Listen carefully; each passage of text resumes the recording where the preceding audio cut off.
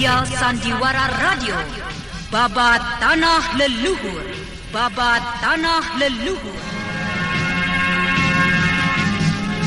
Sebuah kisah kolosal dari tanah leluhur ratusan tahun yang silam di tanah Pasundan, yang diwarnai dengan kekerasan, ambisi, keserakahan, iri dan dengki, serta cita-cita dan cinta anak manusia. Babat Tanah Leluhur, kali ini dalam episode ke-13 dengan judul Fajar Menyingsing di Bumi Mataram.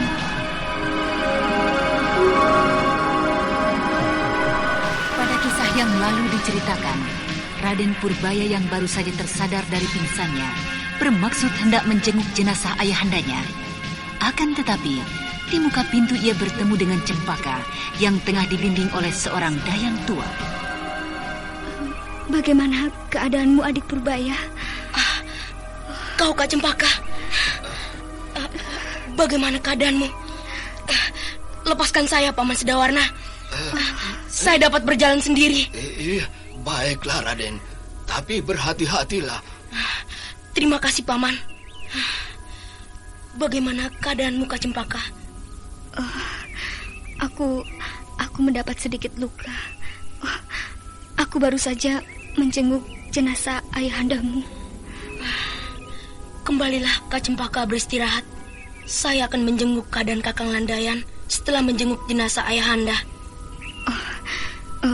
Marilah, Dayang, kita kembali ke kamarku. Marilah kita ke ruang tengah menjenguk jenazah ayahanda Raden. Marilah, Paman.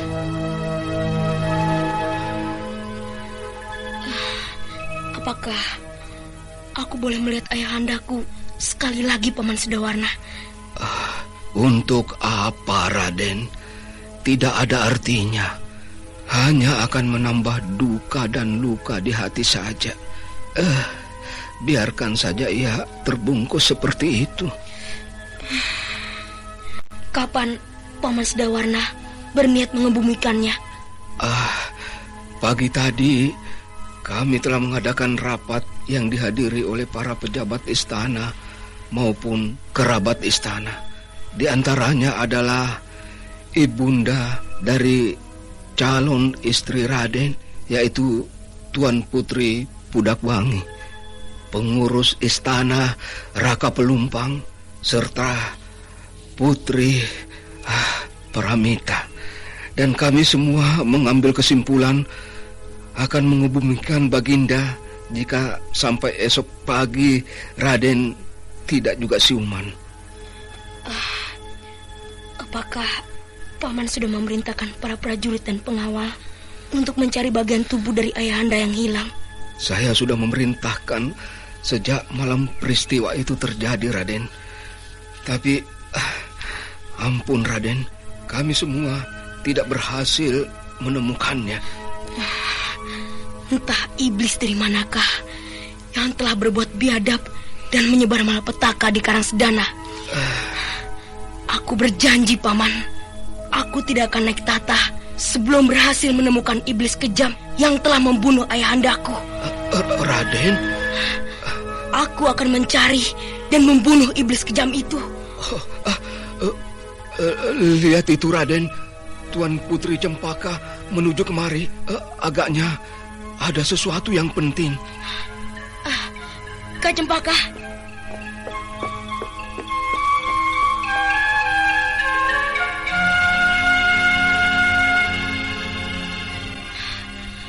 Ada apakah kakak datang kemari? Kakang Landayan telah sadar dan ingin berbicara denganmu. Baiklah, aku akan menjenguknya sekarang. Marilah, Kak. Kau jalanlah dulu. Aku tidak bisa berjalan terlampau cepat. Seharusnya kakak menyuruh Bibi Dayang untuk memanggilku.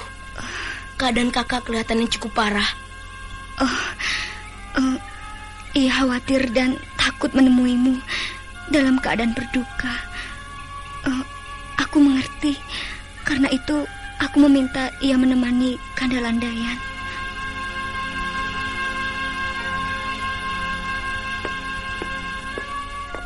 Masuklah Adi Purbaya.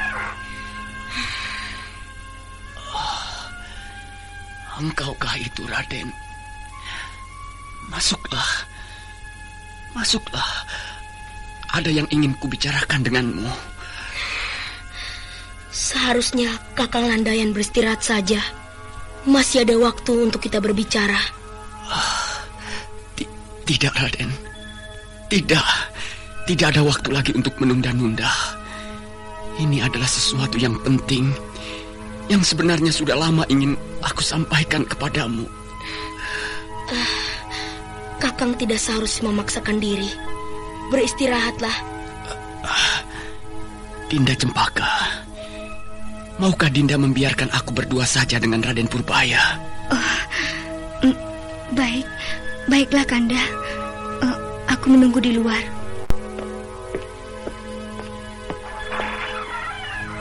Raden, ini adalah sesuatu yang teramat penting, yang harus kubicarakan berkenaan dengan diri Cempaka. Sebentar, Kakang. Biarlah ku tolong dahulu keadaanmu. Coba kau duduklah. Mudah-mudahan aku dapat meringankan penderitaanmu. Ayo, duduklah. Aku akan mencoba menyalurkan hawa sakti dalam tubuhku padamu. Kakang pernah melakukan semedi, berlatih olah kanuragan? Aku tidak memiliki kepandaian itu, Raden. Baiklah, jika begitu, kosongkanlah pikiran Kakang. Dan nanti, jika merasakan hawa hangat yang masuk ke dalam tubuh Kakang, tetap tenang. Jangan melakukan gerak perlawanan. Tetap lemaskan seluruh syaraf-syaraf di tubuh Kakang. Bersiaplah. Iya, Raden.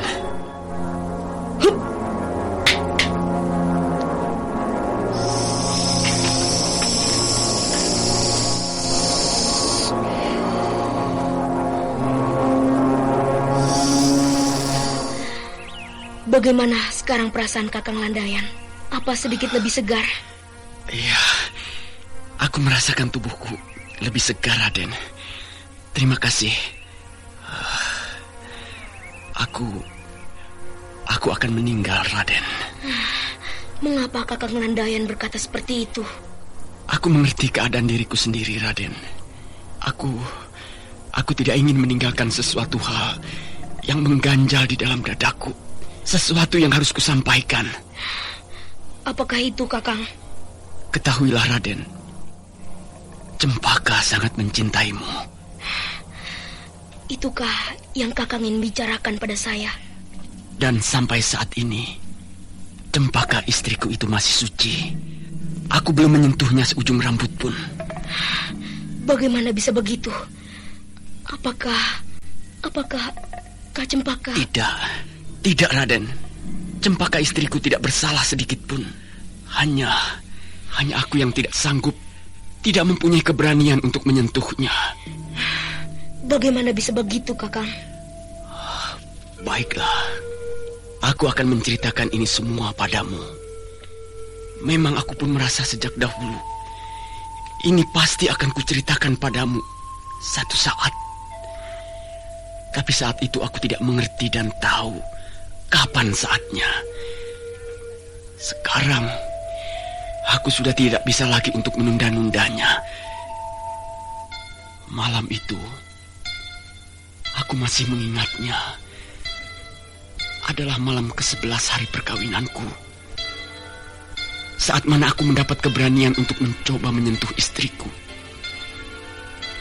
Dan malam itu pula, terjadi sesuatu hal yang teramat luar biasa, yang membuat aku tidak lagi mempunyai hasrat untuk menyentuhnya.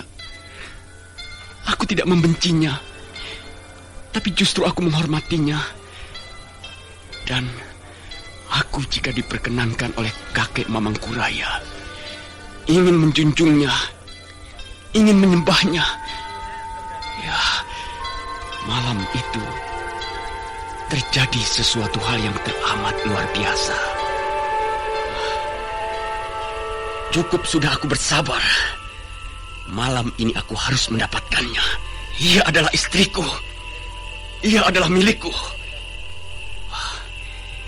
Ia masih saja berada di Taman Sari. Selalu begitu, menyendiri, duduk termenung, melamun dan mengacukan aku suaminya. Aku akan menunggunya. Malam ini juga aku harus mendapatkannya. Harus. Itu agaknya. Dia telah datang.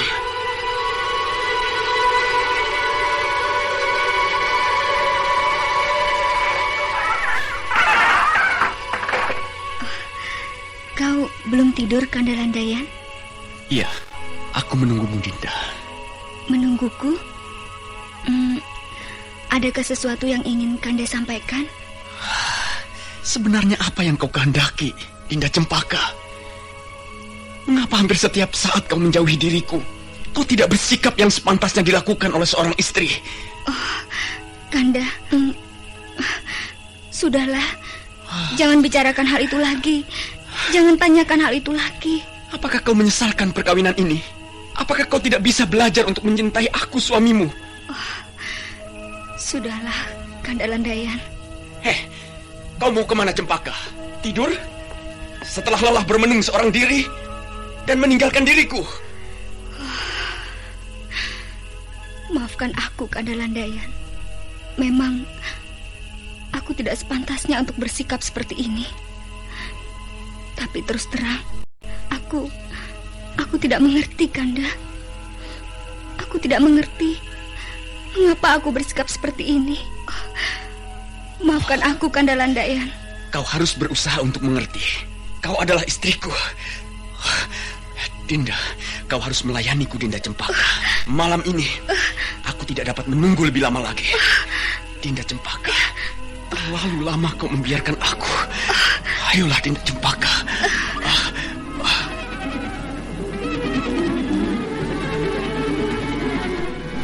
Raden Landayan tidak dapat lagi menguasai dirinya. Ia tidak dapat lagi membiarkan sikap istrinya yang dingin dan tidak mengacuhkannya. Raden Landayan memeluk erat-erat istrinya. Tetapi belum lagi kesampaian hasrat hatinya, tiba-tiba ia merasakan tubuh istrinya yang berada dalam pelukannya menjadi panas membara. Segera saja ia melepaskan pelukannya. Dinda, ini Cempaka. Apakah aku ini tengah bermimpi? Dinda Cempaka. Mengapa tubuhnya menjadi demikian berkilau, gemilang bercahaya? Silau sekali. Aku tidak sanggup memandangnya. Dinda Cempaka. Cahaya itu hilang. Dia tidak sadarkan diri. Apakah sebenarnya yang telah terjadi? Yang baru saja terjadi. Aku melihat Dinda Cempaka nampak demikian anggunnya. Demikian agungnya. Siapakah yang sesungguhnya kuhadapi tadi? Seakan-akan aku menghadapi Nyai Pohaci, Dewi nan cantik jelita, Dewi Agung yang merupakan istri dari Hyang Wisnu. Dan ketika istriku terbangun, sedikit pun ia tidak sadar tentang dirinya itu. Dan sejak saat itu, aku tidak berani lagi untuk menyentuhnya. Sampai satu saat, beberapa bulan kemudian, aku kembali ke kamarku dalam keadaan mabuk. Dan saat itu, aku benar-benar lupa dengan semua pengalamanku itu. Aku datang menemuinya. Aku merangkulnya. Dan hal itu terulang kembali. Kau cantik sekali, Dinda Cempaka. Kemarilah. Jangan hanya berdiri saja di situ. Cahaya tubuhmu yang demikian semarak menyilaukan, membuat hasratku menjadi semakin menyala. Dinda Cempaka, Dinda.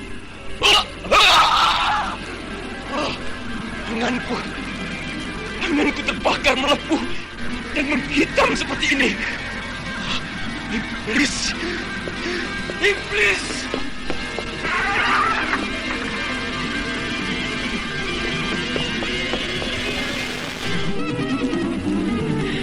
Benar-benar sial nasibku. Sial, sungguh sial. Aku tidak menyangka gadis secantik itu, selembut itu adalah panas sekali tanganku.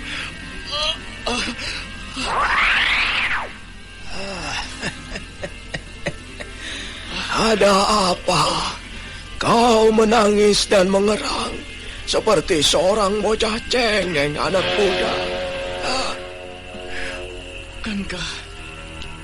Bukankah kau adalah kakek tua yang merupakan guru dari Cempaka dan juga dari Raden Purbaya? Benar. Ada apa? Bukankah kau Raden Landayan, suami dari Cempaka? Ya, aku memang Raden Landayan, tapi aku bukanlah suami dari iblis wanita itu. Bukan. Ada apa dengan tanganmu itu, Raden? Ini semua adalah perbuatan iblis wanita itu. Dialah yang membuat tanganku jadi seperti ini. Oh, maksudmu?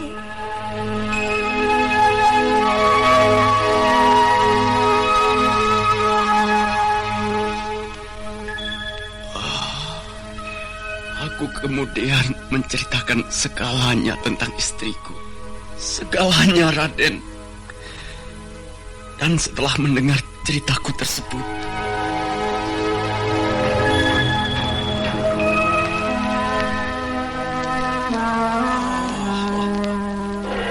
sebenarnya ini adalah sebuah hal yang tidak berani untuk kuungkapkan, tidak berani untuk kuceritakan. Tapi sekarang situasinya justru menuntut untuk itu. Kau harus mengetahui semuanya, Raden. Semua tentang istrimu. Ketahuilah, Raden Purbaya dan Cempaka telah ditakdirkan Dewata untuk saling berjodoh.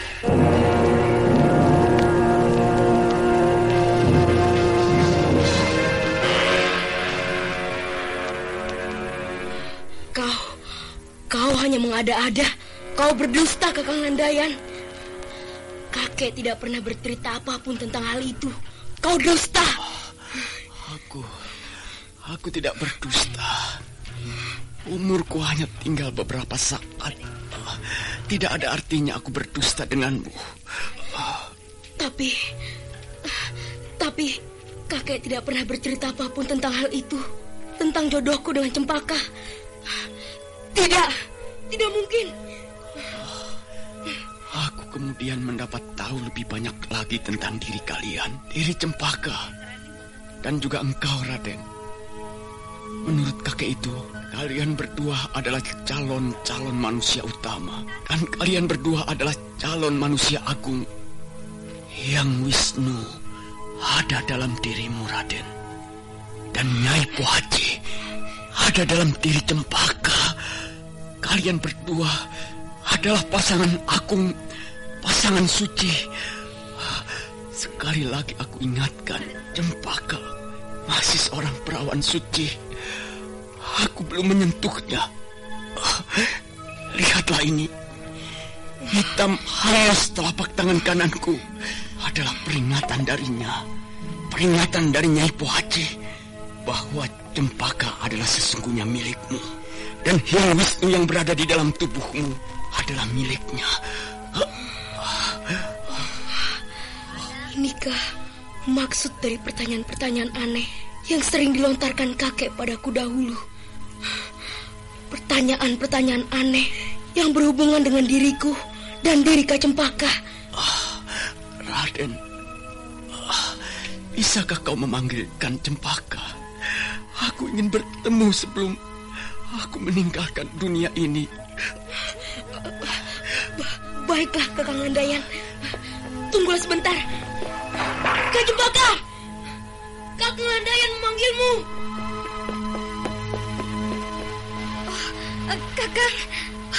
Kakang Landayan. Dinda Cempaka istriku. Agaknya sampai di sini masa kita berdua.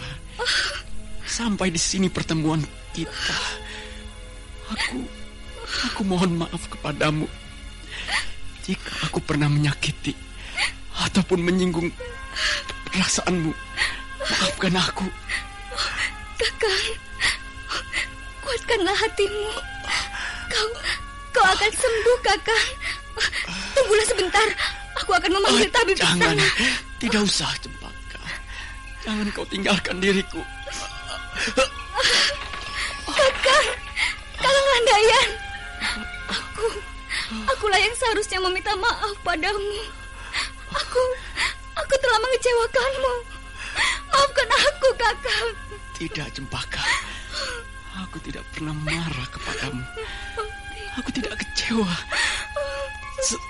Selamat tinggal.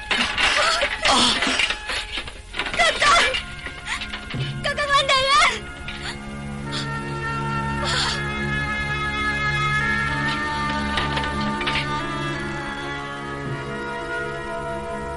Terik matahari di siang hari perlahan-lahan menjadi pudar, diselimuti oleh tebalnya awan hitam. Kematian Raden Landayan seakan-akan menggenapi kesedihan di Karangsedana. Mamang Kuraya, Prabu Aji Konda, dan kini Raden Landayan. Ketiganya adalah orang-orang yang terdekat dengan Raden Purbaya maupun Cempaka. Mendung menyelimuti bumi Karangsedana hingga malam datang. Dan akhirnya Halilintar datang menyambar seakan-akan hendak membelah Mayapada. Tidak beberapa lama kemudian hujan yang deras turun mengguyur seluruh wilayah Karangsedana.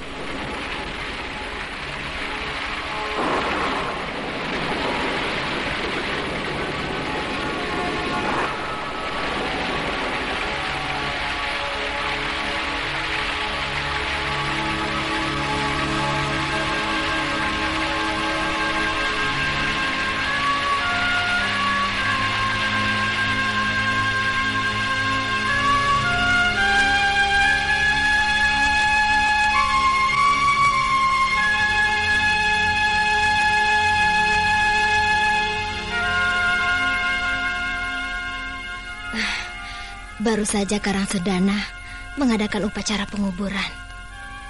Kini kita harus mengulangnya kembali. Kita semua bersedih. Aku dan juga seluruh istana, bahkan seluruh Karangsedana ikut berduka cita. Tapi aku mengerti. Seluruh duka cita mereka itu, jika dikumpulkan tidak akan dapat menyamai duka yang menimpahmu, juga duka yang menimpa adik angkatmu, Cempaka. Mungkin air matamu pun tidak akan mampu menampung kesedihanmu. Aku mengerti anakku Purbaya. Kuatkanlah hatimu. Kau harus tabah. Kau tidak boleh terus berlarut dan tenggelam dalam kesedihan. Karangsedana menantimu.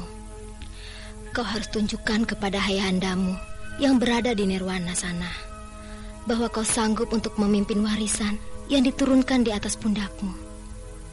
Tunjukkan kesanggupanmu dan tunjukkan bahwa itu bukan merupakan beban.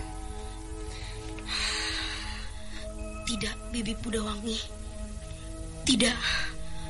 Aku tidak akan membuktikan apa-apa sebelum aku dapat mencari pembunuh ayahanda. Aku tidak akan duduk di atas singgasana dan aku tidak akan menyentuh mahkota sebelum aku membuka tabib misteri kematian ayahandaku. Jadi, apa yang akan terjadi dengan istana ini? Apa yang akan kau lakukan dengan istana ini, Purbaya? Kau akan membiarkannya begitu saja? Aku akan menyerahkan tanggung jawab mengurus istana pada seseorang. Maafkan, mungkin aku akan meninggalkan Karangsedana. Lalu kemanakah kau akan pergi? Kau akan meninggalkan Paramita, meninggalkannya sendiri? Saya akan pergi entah kemana. Saya akan pergi mengikuti petunjuk Dewata, entah kemana. Mungkin keluar dari kota raja ini, atau keluar dari Karangsedana. Tetapi mungkin juga aku tidak keluar sama sekali dari istana ini. Semua itu tanda-tandalah yang kelak menentukan.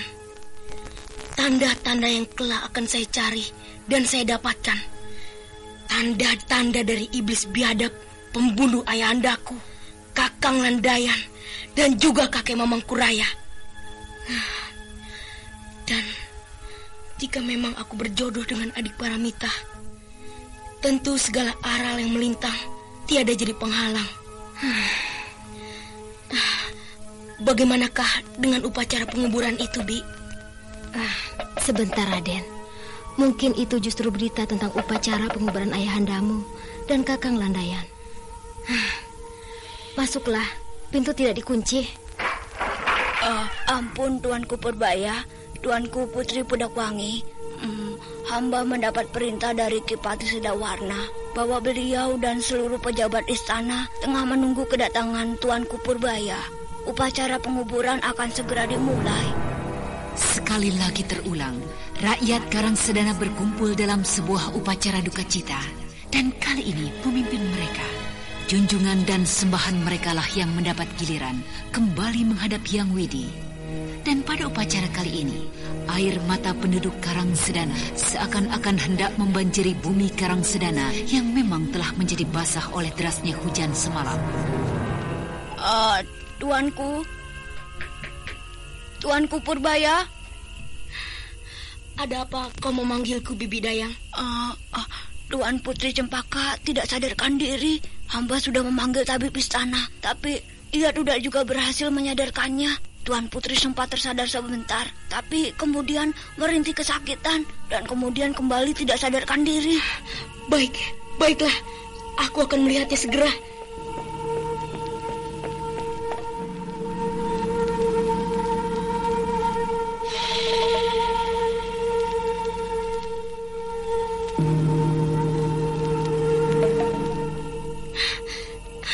Apa yang terjadi dengan Kak Cempaka? Agaknya Tuan Putri Cempaka mendapat luka dalam yang cukup parah. Dan sejak beberapa hari yang lalu, kami kurang memperhatikan keadaannya. Maafkan Tuanku Purbaya. Kami saat itu tengah memusatkan perhatian pada Raden Landayan yang lebih berat keadaannya. Biar kulihat keadaannya, Paman. Iya, silakan Raden. Saya telah berusaha keras memberikan obat-obatan dan juga pijatan-pijatan di beberapa pembuluh darahnya, Raden. Tapi agaknya lukanya cukup parah di bagian dalam. Biarlah, aku akan mencoba untuk menolongnya, Paman. Aku akan mencoba untuk meringankan rasa sakit luka dalamnya. Iya, baiklah. Bantu aku untuk mendudukannya, Paman. Iya.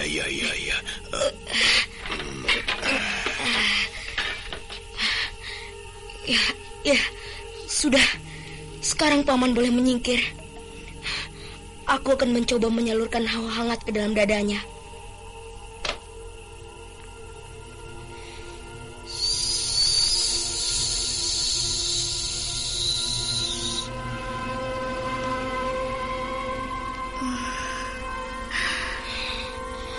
Pusatkan semua pikiranmu pada tenaga saktiku, Kak. Terimalah tenaga yang kusalurkan ini. Bertahanlah. Kakak harus segera sembuh. Bertahanlah, Kak Cempaka.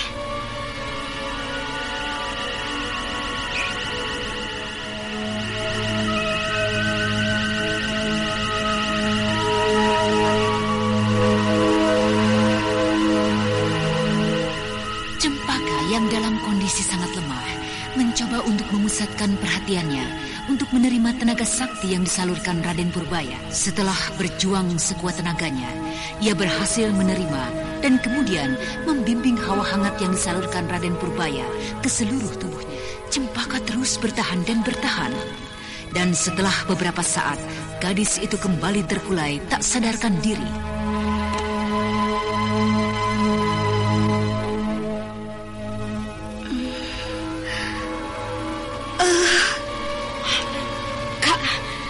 Kak Cempaka.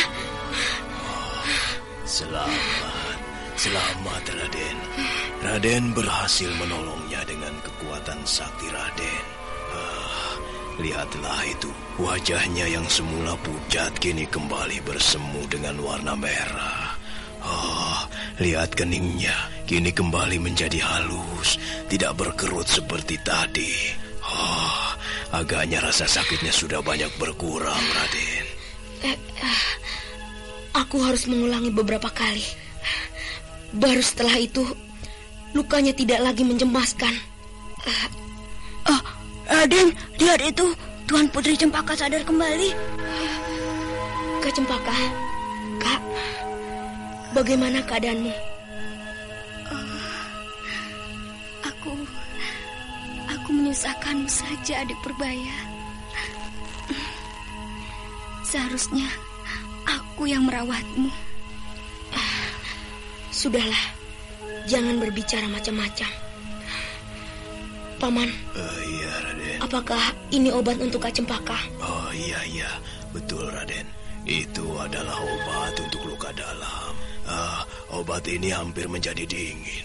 Sebaiknya segera diminum oleh Tuan Putri, Raden. Kak, ini, kau minumlah obat godok untuk luka dalammu. Biarlah, aku bisa minum sendiri. Sebaiknya Tuan Putri beristirahat sepenuhnya. Janganlah menggerakkan tubuh agar penyakit Tuan Putri dapat segera sembuh. Tetap berbaringlah. Bibi Dayang, coba kau tolong ambilkan sendok untukku. Kau layanilah Tuan Putri. Jangan biarkan ia minum sendiri. Kau beristirahatlah. Dan besok pagi aku akan kembali menjengukmu. Paman Tabib, sering-seringlah kau menjenguknya. Iya.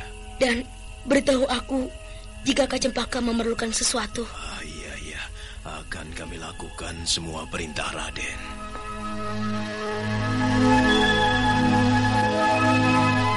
Berita tentang kematian Prabu Ajikonda sampai ke seluruh kerajaan-kerajaan di tanah Pasundan. Dan beberapa hari kemudian, utusan-utusan dari kerajaan-kerajaan tetangga dan kerajaan-kerajaan yang berada di bawah kekuasaan Karang Sedana menghaturkan salam duka cita dari raja mereka. Dan di antara utusan itu, hadir pula utusan dari Galuh atas perintah dari Prabu Sanjaya yang baru saja naik tahta. Aku... Raden, tolong Raden, Tuanku Putri kembali mengerang kesakitan dan tidak sadarkan diri. Maaf Paman Sedawarna. Aku tidak bisa menemui mereka. Tolonglah, Paman saja yang mewakili aku. Katakanlah aku... terserah Pamanlah. Aku harus melihat keadaan Kak Cempaka.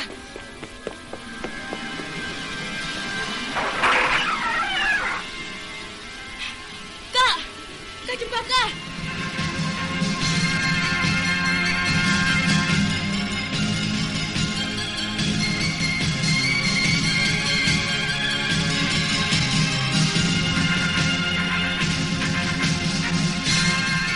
Raden Purbaya bergegas menuju kamar Cempaka.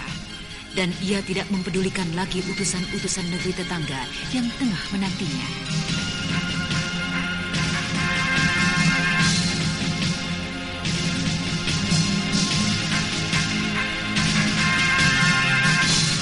Nah, para pendengar sekalian, apakah yang tengah terjadi dengan Cempaka? Dan bagaimanakah nasibnya? Untuk mengetahui jawabannya, ikutilah kisah Babat Tanah Leluhur ini dalam episode ke-13, Fajar Menyingsing di Bumi Mataram. Sampai jumpa.